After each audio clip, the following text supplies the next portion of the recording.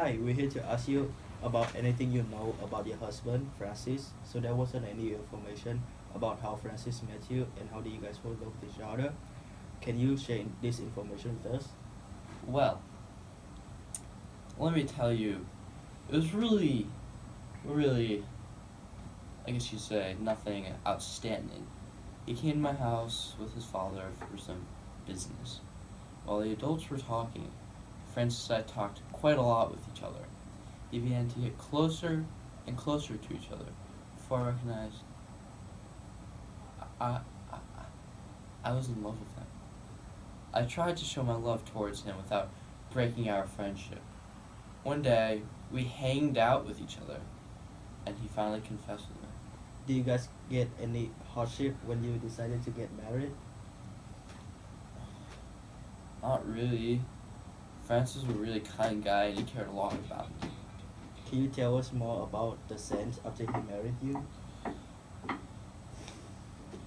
After we got married, he spent a lot of time seeking solitude and exploring the realms of prayer, although he never did this before.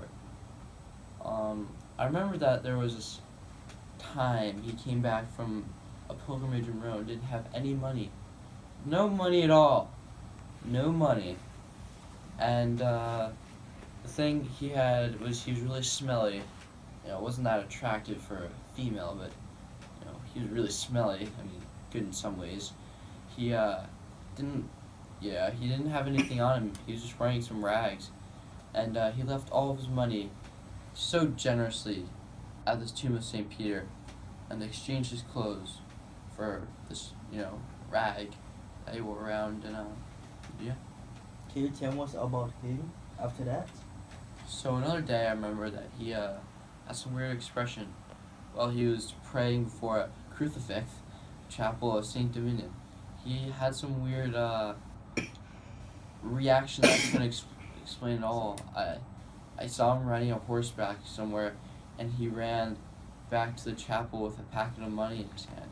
I saw him give all the money to the priest. When I asked him, why did he do that, he said, it's just what I should do. But where did he get the money from? I heard from some of my friends that he stole the clothes from his father's shop. I have a really hard time believing that because he's such a good man.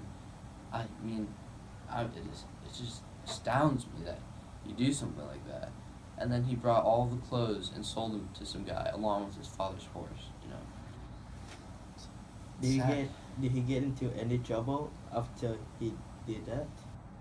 Well, I mean, what do you think? Of course he got in trouble. It's a rhetorical question. And his father found out that Francis stole his clothes, He showed him wrath and dragged him and beat him and walked him in a dark closet. Okay, thank you for your information, Lady Poverty. Well, thank you, Miss Veronica Corningstone, for that nice intro. And here's Ron Burgundy on the St. Francis story. In the Franciscan order, he encouraged to take care of the environment, which us here at the studio do a really good job at, right, guys? No? Alright. Well, okay then. The order also encouraged poverty and a small amounts of possessions, but I'm not really sure I do a good job of that because I have lots of possessions. Alright. He also started this thing where people looked for bodily marks called stigmatas. These are marks on the ankles and hands. As you can see, I have 0 stigmatas, and yeah. Alright, stop it. Here's Cardinal Ugolino for more on St. Francis all the way in Italy. Hello, I am Cardinal Ugolino. As you see, this is a picture of me and St. Francis back in the day. We were pretty good pals. I helped him find the Franciscan order. We had a really mutual friendship. You see, not in here, but outside, in nature, you can really see some of the stuff that was influential in Francis's life. His death really saddened me. He was one of the most influential figures in our society, And it's pretty significant that he passed away because his brilliant brain and insights will no longer be here. Well, thank you for that, Cardinal. And we'll be more back. Oh, wait. I think we forgot something. Here, as you can see, is a picture of Saint Francis, Lady Poverty. She wasn't a real person. And as Cardinal, rowing the boat right there. So, see you after the commercial break. So we have some pretty breaking news today. After 2 long, hard years for St. Francis, he has passed away at the age of 44. Wow, I can't believe he passed away. He was my mentor. I'm lost for words right now. He had so many important ideals of poverty.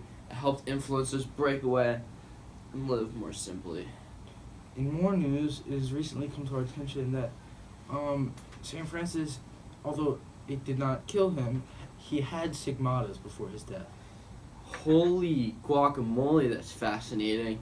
St. Francis was such a holy man that these marks should not be a surprise to us.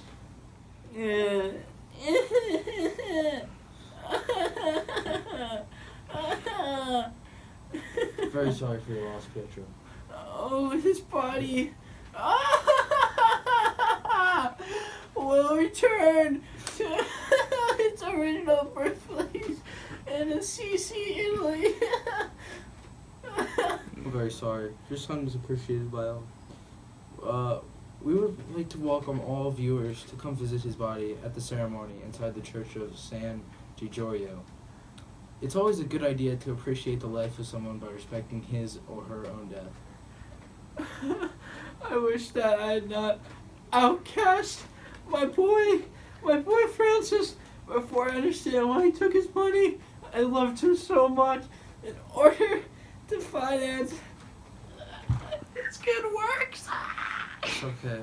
We all can't change the past. We can only look to the future. Well, that was it for today's episode on St. Francis, and thank you for watching. Bye-bye.